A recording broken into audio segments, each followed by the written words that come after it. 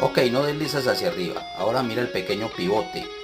Insertamos la pequeña llave, la cual nos va a permitir que esta salga disparada y podemos desarmar la parte interna de nuestra chapa, que es lo que va por dentro, donde va este pequeño cilindro.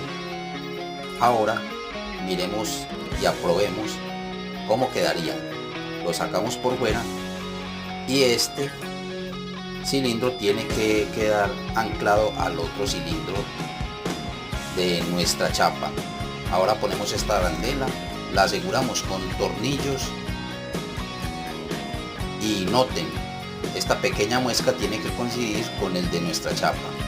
La ponemos exactamente así, verificamos que cierra y abra y te invito al segundo video para la terminación de cómo poner nosotros mismos una chapa. Gracias.